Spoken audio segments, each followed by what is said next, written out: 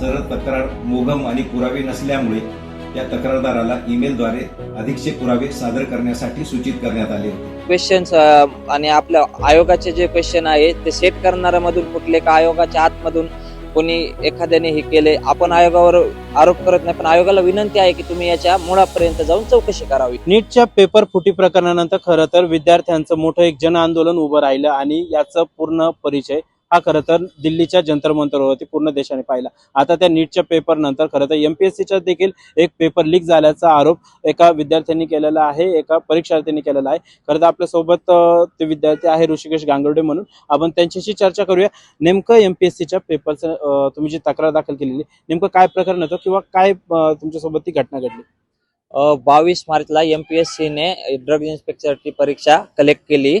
तर गौरव पाटील म्हणून माझं एक हे त्याने माझ्याशी कॉन्टॅक्ट केला. मी एक इंस्टाग्रामला व्हिडिओ टाकला होता की 12 जूनला एमपीएससीने काय केलं, एक पीडीएफ मध्ये 506 कॅन्डिडेट त्यांचे रोल नंबर आणि कॅटेगरी वाईज कट ऑफ लावली आणि ते इंटरव्ह्यूसाठी पात्र आहेत म्हणून. मग पण त्यांचे मार्क्स त्यामध्ये दिलेले नव्हते.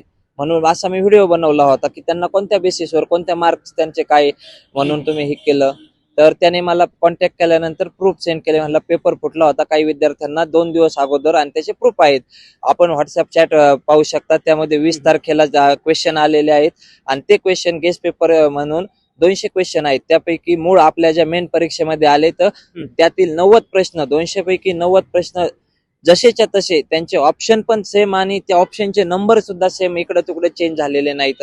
आणि मग आपण ते त्याने आपल्याकडे यायच्या अगोदर एफडीए ला आणि आयोगाला मेल केले होते. मी स्वतः एफडीए ला मेल केला होता. तर आम्हाला तिथे बोलवलं होतं समक्ष 24 जुलैला. आम्ही दोघांनी तिथं जाऊन प्रूफ दिले. तुकाराम मुंडे सरांच्या कॅबिन मध्ये त्यांचे पे होते, त्यांच्याकडे आपण एक विनंती अर्ज दिला, त्याची पोच वगैरे घेतलेली. तिथून मग एमपीएससी ऑफिसला गेलो. तर तिथं रात्री 6:15 झाले होते. तिथं वाडणे सरांचे म्हणजे सेक्रेटरी ते ए लवंडे म्हणून आवर सचिव आहेत, त्यांच्याकडे आपण लेखी तक्रार दिलेली आहे.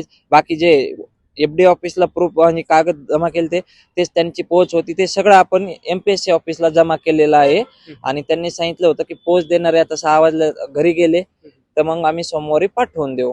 बरं, नेमकं तक्रार काय होती, तुम्ही आक्षेप काय घेतलेला होता आणि तक्रारीत नेमकं काय नमूद केलेलं होतं? तक्रार अशी होती की पेपर फुटलाय ना, संबंधित विद्यार्थी आणि जो क्लास चालक आहे त्यांचे चौकशी करण्यात यावी, त्यांचे मोबाईल सीडीआर काढण्यात यावे. आपण जे व्हॉट्सअप चॅटिंग आहे तर व्हॉट्सअप चॅटिंग डिलीट करता येत नाही, किंवा त्याचा फॉरेन्सिक मध्ये डाटा काढला तर ते सगळं येऊन जातं की कोणाला पाठवले, कोणाला काय केलं वगैरे.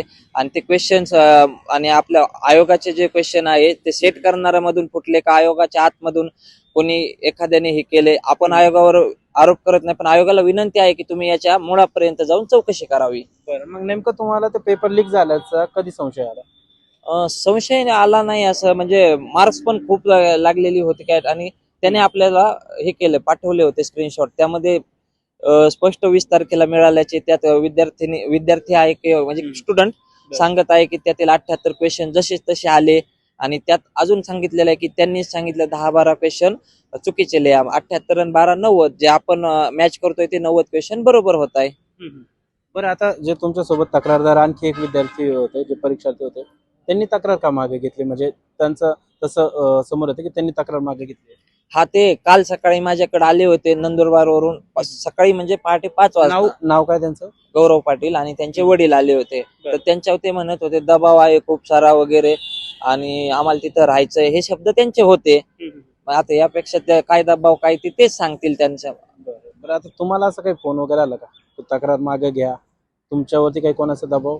नाही, अजून नाही आला कोणाचा. आणि आला तरी मी तक्रार मागे घेणार नाही, कारण मी स्वतः किती अभ्यास केलेला आहे. माझ्यासारख्या भरपूर विद्यार्थ्यांचे फोन येतात, त्यांनी किती रात्र दिवस, काहींनी सरकारी नोकरी सोडून अभ्यास केलेला आहे, काहींनी प्रायव्हेट जॉब सोडून अभ्यास केलेला आहे. आणि अशा 40 ते 50 हजार विद्यार्थ्यांनी परीक्षा दिलेल्या आहे. त्यांच्या स्वप्नांचा चुराडा यांनी पेपर विकत घेऊन केलेला आहे. आणि ही लिंक खूप मोठी आहे साखळी.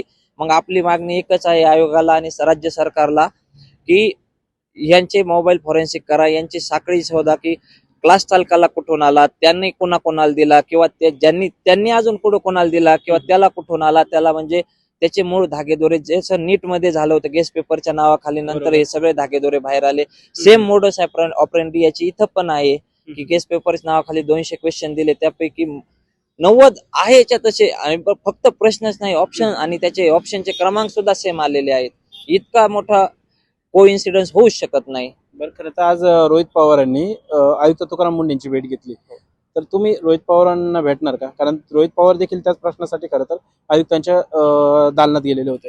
हो, नक्कीच त्यांना भेटायला आवडेल मला, कारण माझ्याकडे पण काय आहे आणि अजून आपण त्यांना विनंती करू. कधी कधी काय होतं, सामान्य नागरिकाचा आवाज पोहोचला जात नाही, तर मग राजकीय लोकांनी त्यामध्ये आम्हाला फक्त न्याय पाहिजे. मग तो राजकीय माध्यमातून मिळो, नाही तर सामाजिक माध्यमातून मिळो. खरं तर आपण बघितलं नीटचा जो पेपर फुटला होता, जंतर मंतरवरती मोठं आंदोलन झालं. कुठेतरी ज्यावेळेस विद्यार्थ्यांचं आंदोलन झालं, त्यांचा आवाज चिरडण्याचा प्रयत्न केला गेला, गेले 25-30 दिवस जो आंदोलन चाललं गेलं, त्यानंतर कुठेतरी केंद्रीय शिक्षण मंत्र्यांनी राजीनामा दिला. तुम्हाला काय वाटतं, तुम्ही देखील आता परीक्षेचा अभ्यास करताय, किंवा शिक्षण मंत्र्यांच्या राजीनाम्याने हे प्रश्न सुटतील का? शिक्षण मंत्र्यांच्या राजीनाम्याने प्रश्न नाही सुटणार, पण त्या दुसरा जो येईल तो निदान पारदर्शकपणा आणि शिक्षण पद्धतीमध्ये, पेपरमध्ये. आता काय झालंय, नीटचा फुटलाय, काल सीईटीचा आज सकाळीच फुटलेली बातमी आलेली आहे, आणि आज ड्रग इन्स्पेक्टरचा पण फुटलेला. म्हणजे विद्यार्थ्यांनी अभ्यास करायचा तर कोणत्या भरोश्यावर? त्यांना जर पेपरच फुटणार असेल, श्रीमंत लोक पैसे विकत देऊन जर घेणार असतील, तर गरिबांनी करायचं काय? मग आता एकंदरीत एक विद्यार्थी म्हणून, एक परीक्षार्थी म्हणून तुम्हाला काय वाटतं, नेमकं शिक्षण पद्धतीमध्ये काय बदल केला गेला पाहिजे? ही जी पारदर्शकता असेल तर ती पारदर्शकता राहिली पाहिजे, किंवा हे पेपर जे आहे, मोठ्या संख्येने विद्यार्थी जे पूर्ण वर्षानुवर्ष अभ्यास करतात, एक स्वप्न उराशी बाळगतात, तर शिक्षण व्यवस्थेमध्ये काय बदल केले गेले पाहिजे? शिक्षण व्यवस्थेत बदल म्हणजे हेच ना, सर्वांना पारदर्शक झाले पाहिजे. म्हणजे याच्या अगोदर सर्वांचा डोळे झाकून विश्वास होता की एमपीएससीचा पेपर फुटत नाही. हा एमपीएससी मधून जरी नसेल फुटला, पण जो पेपर सेट करणार आहे, कारण त्यामध्ये जे आपण पाहू शकतो 200 क्वेश्चन्स आहेत, ते प्रत्येक विषयावाईज दिलेत. म्हणजे एका विषयाचे 10, 20 क्वेश्चन, कधी 25 क्वेश्चन, असे मिळून 200 क्वेश्चन आहेत 7-8 विषयांचे. आणि मग त्याच्यातून 90 क्वेश्चन जसेच्या तसे आलेले आहेत. म्हणजे तो एमपीएससीने लूप होल कोणतं आहे की त्यातून असे लोक बाहेर काहीतरी काढताय आणि त्या आयोगाची प्रतिमा मलिन करताय. ते म्हणजे आपण तक्रार केली म्हणजे आपण आरोप करत नाही किंवा मलिन नाही करत, पण असं जर असेल तर पुन्हा कोणताच तक्रारदार त्याच्याकडे पुरावे असून पण पुढे येणार नाही. ही पण एक मोठी शोकांतिका आहे. खरं तर ज्या पद्धतीने एफडीएचा पूर्ण कारभार तुकाराम मुंडेंनी घेतला, धडक कारवायांमुळे अनेक ठिकाणी भेसळखोरी असेल त्याला चपराक बसलेली आहे. आता रोहित पवारांनी त्यांची भेट घेतली आहे. जर तुम्हाला तुकाराम मुंडेंची भेट घेण्याची संधी मिळाली तर तुम्ही तुमचा हा प्रश्न मांडणार का? किंवा ज्या पद्धतीने ते सध्या कारवाई करतायत, त्यांच्याकडे हे शिक्षण खाते गेलं पाहिजे असं वाटतंय का? नक्कीच आम्हाला वाटतं एमपीएससीचे अध्यक्षपद हे तुकाराम मुंडेंकडे दिलं पाहिजे, कारण त्यांचा इतिहास मागचा पाहता जिथं जिथं गेले त्यांनी एकदम चोख आणि व्यवस्थित हे केलेलं आहे. सगळी सिस्टीम त्यांनी व्यवस्थित केलेली आहे. त्यामुळे माझी सरकारकडे पण मागणी आहे की एमपीएससीच्या अध्यक्षपदी तुकाराम मुंडेंना बसवावे. बरं, जर आता बघितलं तुम्ही की गेल्या अनेक दिवसांपासून जे विद्यार्थी आंदोलनाला बसले, कुठलाही समजा त्यांना एक संघर्ष करावा लागला या गोष्टीसाठी, जर समजा कुठलीही कारवाई शासनाकडून झाली नाही, जे तुम्ही आता तक्रार केलेली आहे त्याबद्दल, तुमचं पुढचं पाऊल काय असणार एक विद्यार्थी म्हणून? आता आमची टीम आहेत, काही नाशिकचे सहकारी आणि छत्रपती संभाजीनगरचे. आम्ही कोर्टात पिटिशन दाखल करतोय, त्याच्या ड्राफ्टवरती काम चालू आहे. आयोगाला आज रोहित दादा भेटणार होते, त्यांनी त्यांच्या पत्रकार परिषदेत सांगितलं होतं की आपण अल्टिमेट देऊ की एक चौकशी करण्यासाठी 5-6 दिवसांचा, तोपर्यंत आपल्या ड्राफ्टचं काम पूर्ण होईल. आपण याची हायकोर्टात पिटिशन दाखल करणार आहेत.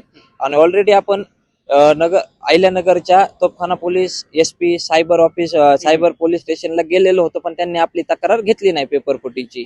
बरं, नेमकं काय म्हटले मग ते? याचं एवढं जर मोठं प्रकरण, नीटचं प्रकरण हे दिल्लीमध्ये चालू होतं, अख्ख्या देशभर ते प्रकरण चालू होतं, हाही पेपर फुटीसारखाच प्रकार होता, तर मग नेमकं प्रशासनाने दखल काय घेतली नाही? त्यांचं म्हणणं होतं एमपीएससी ही स्वायत्त बॉडी आहे, तुम्ही त्यांच्याकडे कंप्लेंट करा, त्यांनी आमच्याकडे जेव्हा देतील तेव्हा आम्ही असा तपास करू. तर पण असं वाटतंय का, ज्या पद्धतीने सध्या शिक्षण व्यवस्था चालू आहे, पूर्णपणे शिक्षण व्यवस्था भरडली गेलेली आहे, खाजगी क्लासेस जे चाललं होतात ते मोठा पैसा कमावतात, पेपर लीक होण्याचं, हे सगळं कुठेतरी धागेदोरे वरिष्ठांपासून तर खालीपर्यंत चालू आहे असं वाटतंय का? हो नक्कीच, कारण नीटमध्ये क्लासेस चालक होता आणि ह्या ड्रग इन्स्पेक्टर परीक्षेमध्ये पेपर फुटण्यामागे क्लास चालकाचंच नाव समोर आलेलं आहे. आणि मग ते क्लास चालकांवर नियंत्रण नाही, ते असे पेपर फोडून मग त्यांच्या दाखवणार की आमचे स्टुडंट असे एवढे एवढे निवडून आले आणि त्या जोगे विद्यार्थ्यांकडून भरमसाठ फी घेणार, ते विद्यार्थ्यांची पिळवणूक. यात काय होतंय, गरीब विद्यार्थी जो क्लास लावू शकत नाही, जो पेपर फुटलेले विकत घेऊ शकत नाही, मग त्यांनी करायचं काय, नुसता अभ्यास केला तर त्या अभ्यासावर त्या होत काही नाहीये, कारण पेपर फुटणाऱ्यांकडे ऑलरेडी त्यांच्याकडे सगळं मटेरियल आलेलं असतंय. बरं, आता एक शेवटचा प्रश्न घेतो फक्त. एक विद्यार्थी म्हणून गेले अनेक वर्ष खरं तर कठोर परिश्रम घेऊन बाहेर राहून अभ्यास केला जातो आणि कुठेतरी एक अधिकारी बनण्याचं स्वप्न जे उराशी बाळगलेलं जातं. खरं तर जे पद्धतीने पेपर फुटी चाललेलं आहे, एक सरकारला तुम्ही एक युवा शक्ती म्हणून काय आव्हान करणार? काहीच नाही, आपण म्हणजे न्याय, माझ्या सकट महाराष्ट्रातील सगळ्या MPSC करणाऱ्या विद्यार्थ्यांना न्याय पाहिजे, याची चौकशी झाली पाहिजे त्यांना, आणि कठोरात कठोर शिक्षा.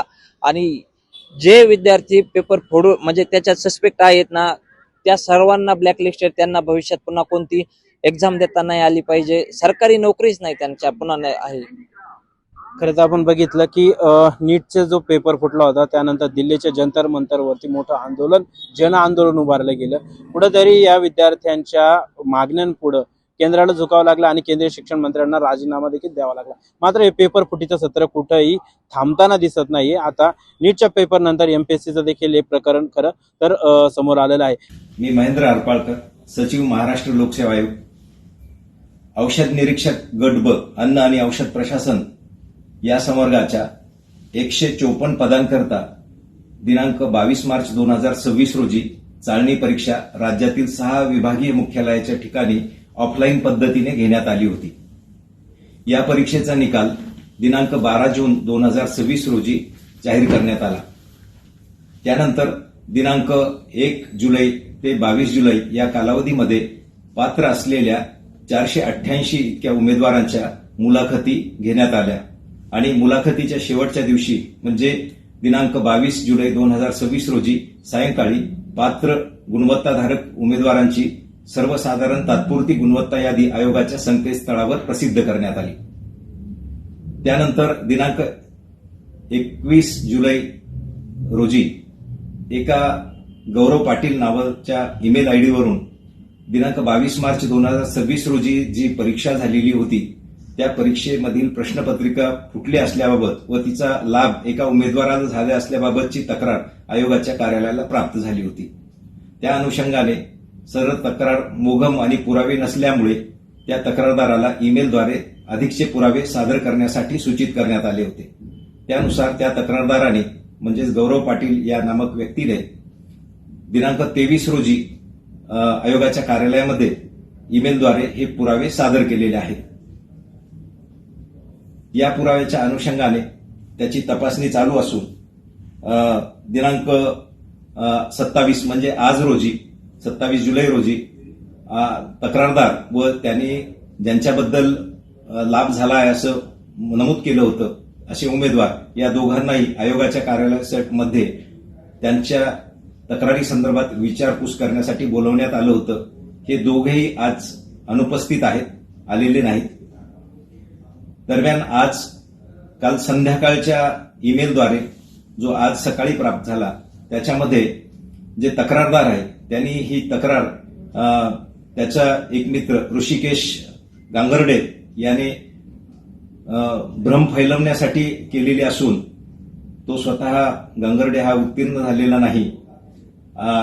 जे उमेदवार आणि तक्रारदार याच्यामध्ये जे चॅट आहे ते त्यांचं चेष्टेचं होतं आणि त्याच्यामध्ये कुठलाही प्रश्नपत्रिका फुटली असा कुठलाही त्यांचा दावा नसल्याचं त्यांनी त्या तक्रारदारीमध्ये ईमेलमध्ये नमूद केलेलं आहे. आयोगाने हे सर्व प्रकरण अत्यंत गांभीर्याने घेतलेलं असून संबंधित तक्रारदार यांनी सादर केलेले पुरावे, उमेदवार यांनी सादर केलेले त्याचे म्हणणे, या सर्व प्रकरणामध्ये इतरही काही तक्रारदार अथवा उमेदवार ज्यांचे नावं या तक्रारीमध्ये आहेत त्यांनी निवेदन ईमेलद्वारे सादर केलेले आहेत. ते सगळे एकत्रित करून आम्ही या संदर्भात पोलिसांमध्ये रीतसर तक्रार दाखल करणार आहोत. आता यावरती सरकार काय भूमिका घेणार हे पाहणं देखील महत्वाचं ठरणार आहे. Ravindra Suravase, let's up Marathi, Ahilyanagar.